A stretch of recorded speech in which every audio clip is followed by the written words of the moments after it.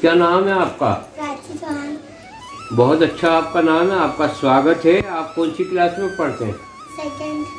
कौन से स्कूल में पढ़ते हैं? Bhagwati convent high secondary school. Hatod में।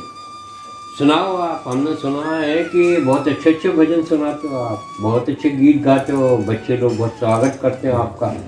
राम जी पे एक सुनाओ आप, आपका स्वागत है, सुनाओ। मेरी झोपड़ी के भाग आज खुल जाएंगे, राम आएंगे। वाह, राम आएंगे तो अंगना सजाऊंगी, क्या बात, दीप जला की दिवाली मैं बनाऊंगी। क्या बात। मेरे जन्मों के सारे पाप मिट जाएंगे, राम आएंगे।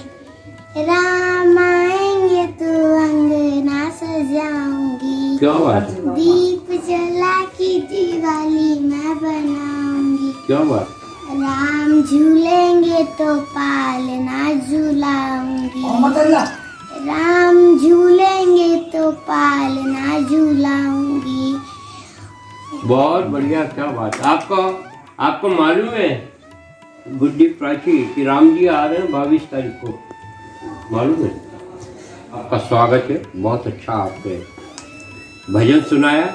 ऐसे ही भजन आप सुनाते रहे। हमारे दर्शकों से हमारा यही कहना है कि आपको कैसी लगी पीटी जी की ये रचना और भजन जो इन्होंने सुनाया। जय श्री राम। लाके आए हैं भगवाधारी, अरे दुश्मन की लंका जला के वाह, आए भगवाधारी। बहुत अच्छा।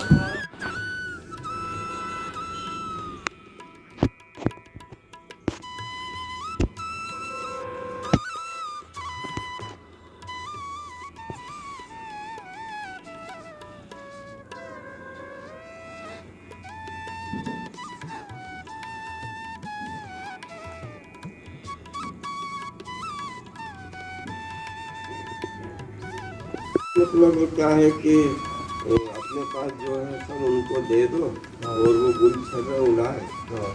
बस सबकी मानसिकता ये है कि से आत्मा हटे। अपने देश में मान लो 130 करोड़ जनता है। अब 130 करोड़ जनता है तो आत्मचिंतन अपन करेंगे तो ये मालूम पड़ेगा कि 30-35 करोड़ जनता ऐसी।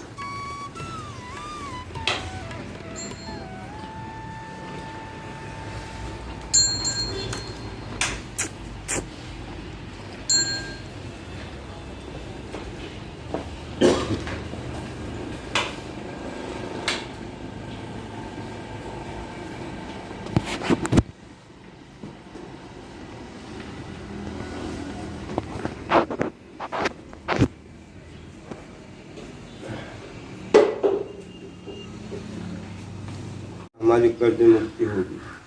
तो अब हम वह जाएंगे तो ये कि भाई हमने आपको भेजा था। अभी बच्चे को 100 रुपये का नोट दे के बाजार में भेजे न, वो आए तो अपन पूछते हैं कि भाई क्या करके आए।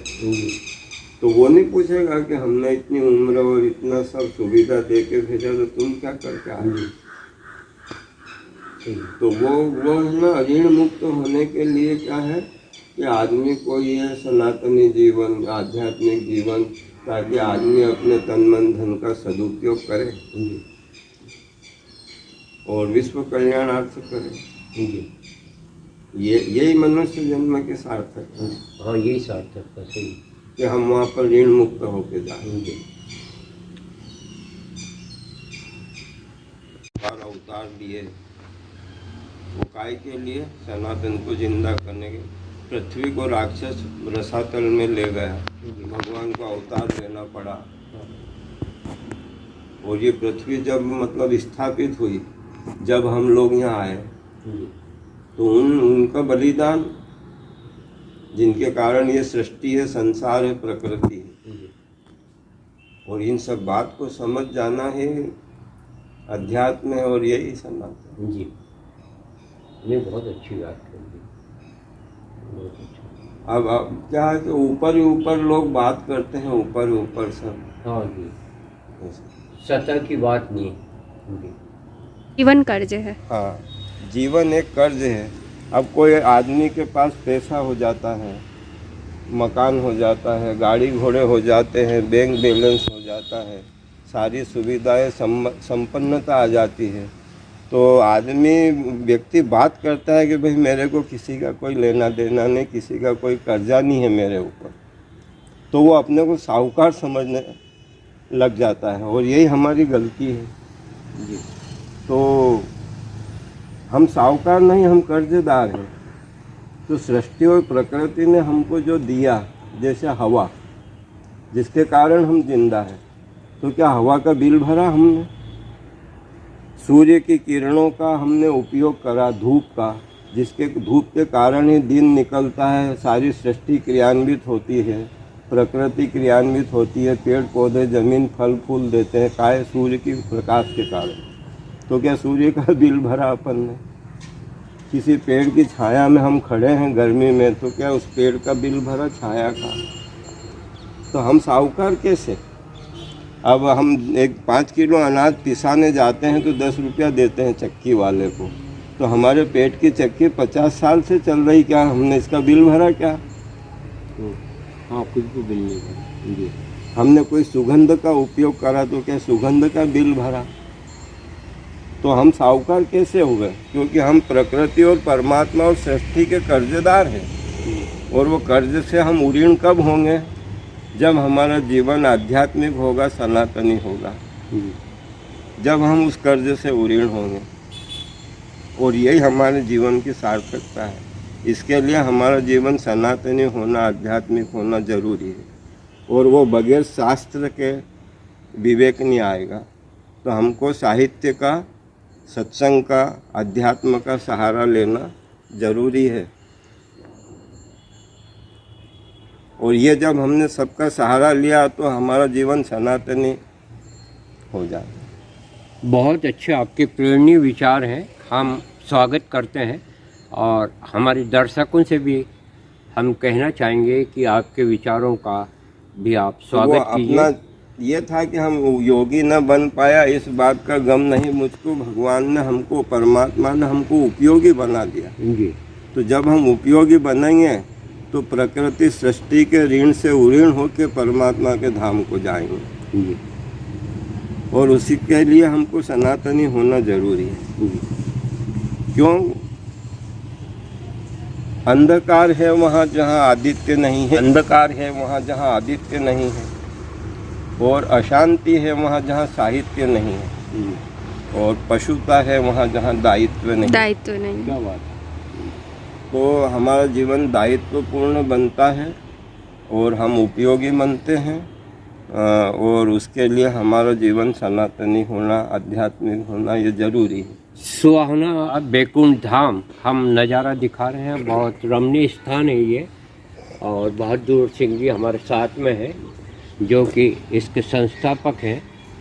बहुत अच्छे विचार आप रखते हैं और अपने निजी खर्चे से ये बनाया है। गौ सेवा भी यहाँ पर होती है। राम मंदिर का प्रतिष्ठा समारोह 22 को है। आप क्या संदेश देना चाहेंगे भारतवासियों को बहादुर भाई साहब? हमारा जीवन और हमारा पल, शब्द, कण, रोम, श्वास ये भगवान की कृपा है जी।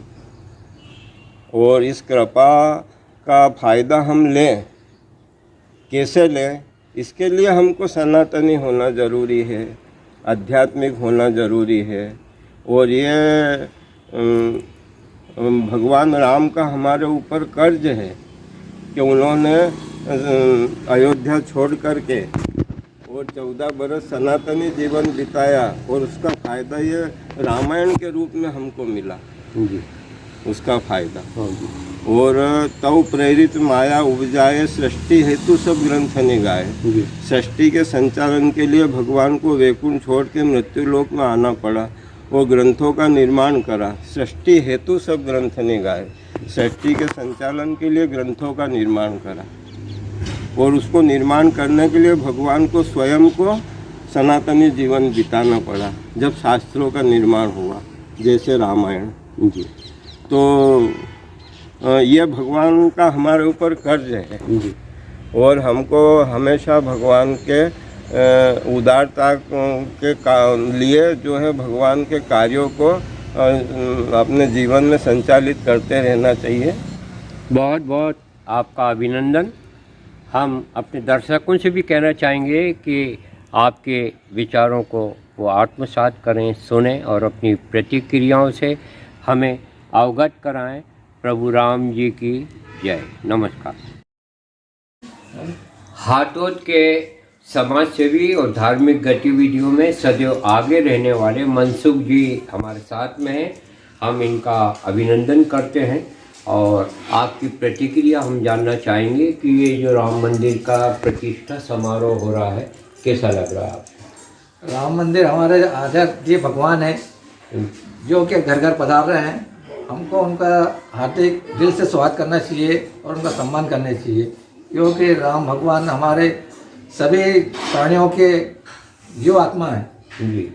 और हमारे जो भी अयोध्या में मंदिर बन रहा है हम उन दिल से हम समर्थन करते हैं और सभी को जनता को समर्थन करना चाहिए। आपसे एक प्रश्न और, कुछ लोग जो विरोध कर रहे हैं तो विरोध कुछ कारणों से है, तो कैसा लगता है आपको? विरोध होना चाहिए क्या? मंदिर बन रहा है तो कई लोग विरोध कर रहे हैं। ये तो भगवान का काम है सब जी। भगवान के साथ में हमको देना चाहिए और भगवान के हमारे जो दिया शरीर उनके समर्थन में रहना चाहिए। राम राज का बहुत महत्व है, कई सनातनियों का और लोगों का ये भी कहना है कि राम राज आना चाहिए। आप क्या कहना चाहेंगे? राम राज जरूर आना चाहिए, क्योंकि सबका भला ही भगवान ही है। मनसुख भाई का भी यही कहना है कि राम राज आना चाहिए और मंदिर का सबको समर्थन करना चाहिए और भगवान राम जी के जीवन, आदर्श जीवन से प्रेरणा लेना चाहिए। धन्यवाद। जय श्री राम। जय श्री